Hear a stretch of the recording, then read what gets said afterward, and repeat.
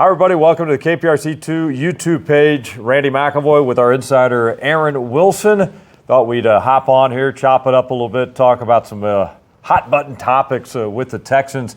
Here as the offseason is off and running. It's Super Bowl week, Aaron. And you know what? Everybody wished the Texans were playing in this game. Didn't happen. Things kind of fell apart there in New England. And instead, they're beginning an offseason that's really full of a lot of question marks when you go into it. Yeah, there's a lot of soul searching going on besides the recharge that happens after football season. And I thought it was really underscored by Hannah McNair at an event that we both went to, the Senior Showcase and Girls Flag Football Showcase. And at the end, I asked her a football question just about outlook for the team, and it still hurts very badly. I thought she really echoed the sentiment of the fans. That was a strong comment. Yeah, we've heard from those fans. They have a lot of opinions, and as she said, we've got to figure out what we're going to do. So here's what we think they should do, and kind of go through some of these points about what the team needs to do, sort of a blueprint for how can they be in the Super Bowl. Right. Let's begin with a lot of questions on this offense, specifically quarterback CJ Stroud. There's a lot of people out there in YouTube land and talking about CJ Stroud. Some believe, hey, just give this guy more of a better supporting cast and he'll get the job done.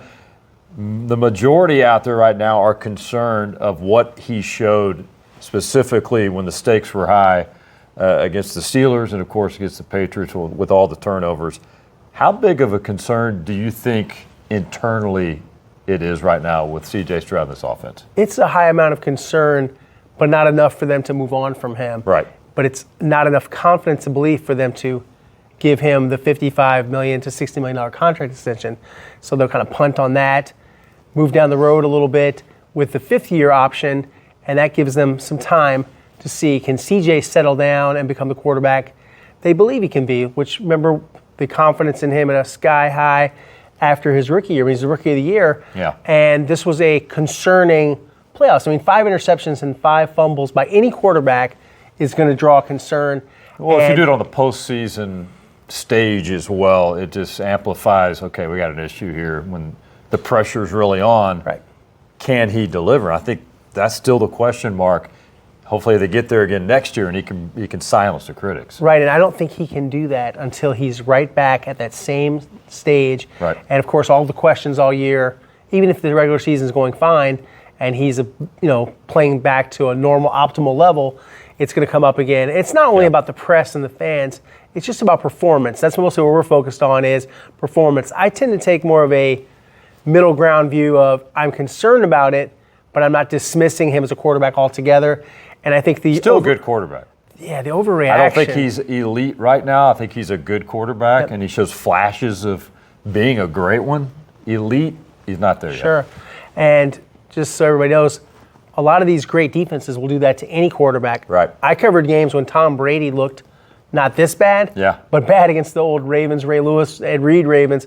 And we just saw this happen to Justin Herbert. Does anyone think Justin Herbert's not a good quarterback? Last year in the playoffs against the Texans. Josh Allen this year against the Denver Broncos. So all quarterbacks go through this. He's only 24 years old. I think patience and building around him is the game plan. And also, you had Nick Caley, offensive coordinator, and I think at times things got a little bit better with Caley once he got off the ground. But you look at what CJ's had to deal with, right? OC after OC, and he needs, I think, some consistency to grow into a system and get another year with Nick Caley and see how this thing can develop.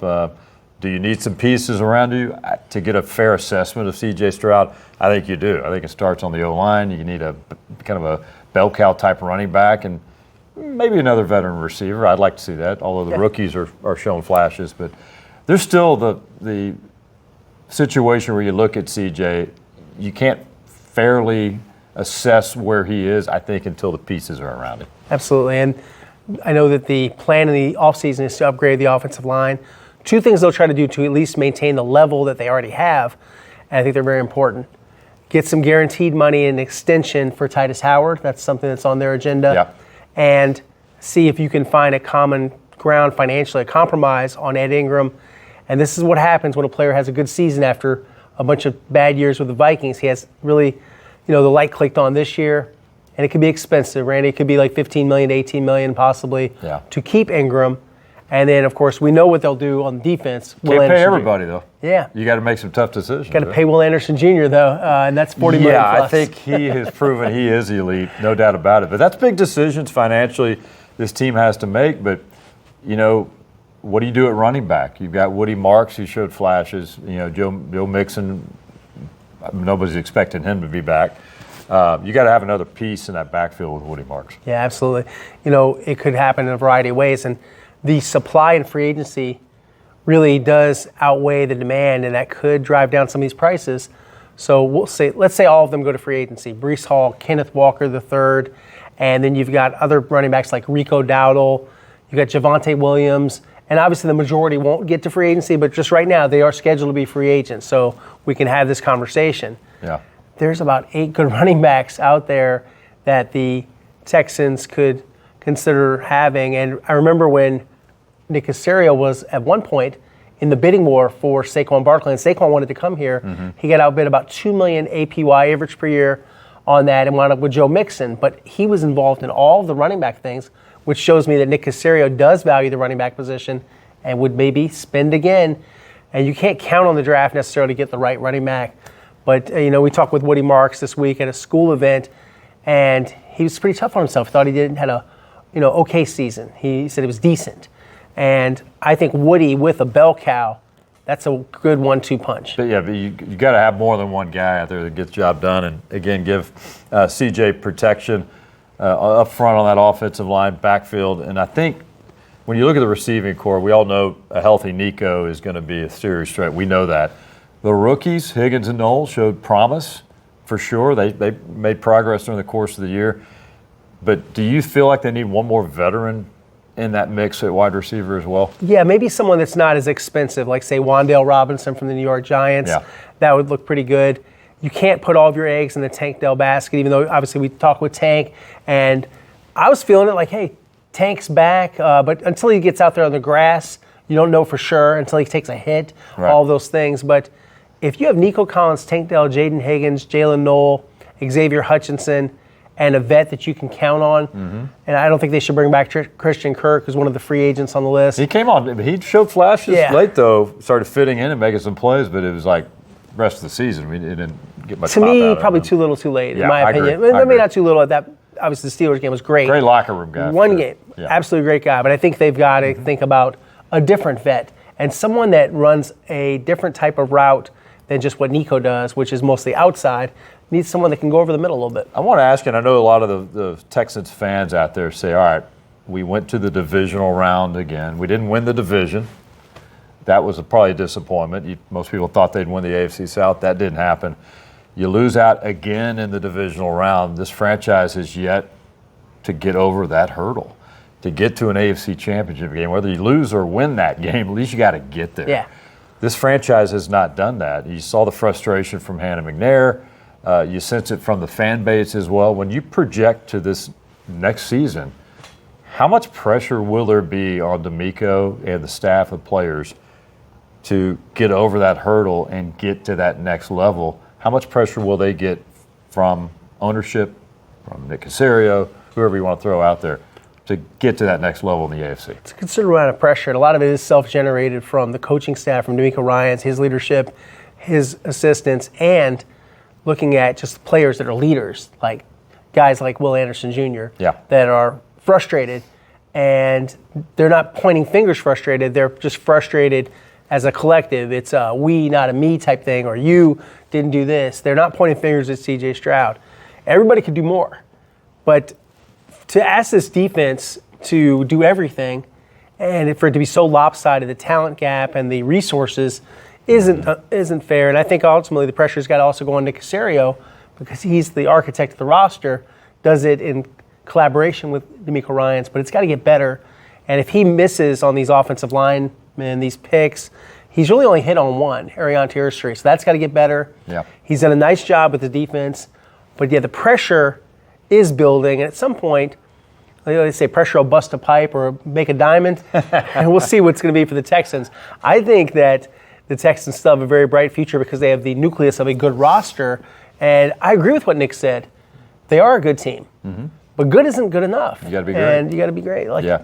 It's got to get there. And teams are improving as they do each and every year. And that leads me to the AFC South. You got Robert Saleh now coming on board where they're in Tennessee. You got Jacksonville doing what they did this year. You would think they're going to continue to improve and add pieces. They want to win and won the division. Indianapolis, not sure where they will be, with the quarterback situation. But how do you think this AFC South is shaking out? Because I don't think it's going to be a slam dunk that the Texans are the favorites to win this thing. Right. I mean, the Jaguars showed clear improvement, and Liam Cohen just showed that he's a good coach, and the players do respond to him. The buy-in was good. He fixed Trevor Lawrence, in my opinion, for the most part. Trevor has become a more reliable quarterback. I like what's going on down there. ATN, if they get him back, he's another free agent the Texans might want to look at. We'll see if he's back with Jacksonville. I feel like the Titans just got better because of the leadership, the brain power that you had with Robert Saleh, Brian Daboll, and we'll see. What if Cam Ward takes off? Right. Then all of a sudden they're a contender. Definitely can't write Cam Ward off after one season. No. He's got to be around a better environment, better system, and see how he develops. I think they're going to do a new deal for Daniel Jones. We don't know if he can stay healthy for an entire season, but he was playing some great football before he had his 2 injuries. And I kind of feel like Arrow could be up for the Colts. Texans and Jaguars to me are 1A right now, but they've got to keep improving because it's an improvement league. And right now the Texans, we don't know what's going to happen this offseason. Nobody's a fortune teller, but we think they need interior offensive linemen. We feel like they need wide receiver help. They need defensive tackle is a little thin unless they get Sheldon Rankins back, and maybe they will. He's interested. They're interested. I feel like Azeez Al-Shire will sign a new contract probably at some point. They'll have cap space because they'll restructure the Derek Stingley's and the Nico Collins. A couple of minutes before I got to hop off, but the defense right now, when you see where is there a weakness on this defense, but more importantly, every year is different. As good as this defense was this year, it's not a lock that they're going to match or exceed what they were able to do last year. You hope they can do it with the pieces, but every year is different. Need defensive tackle help. I think they need someone to go with Tommy Togiai, who's under contract. Sheldon Rankins, yes, you need him back. Tim Settle Jr. is a free agent. And Mario Edwards Jr. might be a cap casualty. We'll see how that goes. He's coming off a torn pectoral. Yeah. It may be time for a draft pick, maybe someone in the first couple of rounds. Defensive tackle is a really important position in DeMeco Ryan's defense. I don't know if you can just hand the starting job to Jalen Reed at safety. Jalen had the forearm, he had a knee injury in the playoff game, and he's a later round pick. Do they need a surefire starter? Doesn't have to be a great guy, but somebody to go with Kalen Bullock. I think so. And other than that, on defense, I mean, one thing you can't count on year to year is health. And they were very fortunate with health this year. Right. Didn't lose any of their key guys to a long-term injury.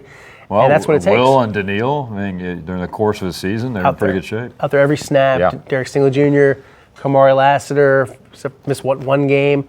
I feel like they've got to run that back with the health, and they've got to change a little bit because the other teams are going to do nothing but watch tape and watch tape and watch tape until their eyes hurt. Can't wait. It's going to be an interesting offseason. Let's get through Let's try to enjoy Super Bowl week, right? The big game coming up this weekend. You got Seahawks and Patriots going at it. And then I think you turn the page and then things start to ramp up. You start looking at what is ahead for free agency, what's ahead for the draft over the next few months. It all leads to the mini camps, the OTAs, all that kind of stuff, and then big camp in July. But the question will not go away with this offense and CJ Stroud anytime soon. It's going to carry into next year. Not going to go away. Right, Randy. And, as noted, they are running it back for the most part with the coaching staff other than the tight ends coach, and they are augmented with a few low-level guys. Yeah, nothing much, just moving on from Jake Moreland. So the defensive staff is back, the nucleus, and we'll see. Does Caley improve in year 2? And I think that's a big, big story. All right. He is Texans insider Aaron Wilson. Read all of his stories on click2houston.com. We'll have it over there on KPRC 2+ as well. Wanted to check in. Been a nice chat here for 15, 20 minutes. And then we'll do more as the storylines warrant the coverage for sure, and they will.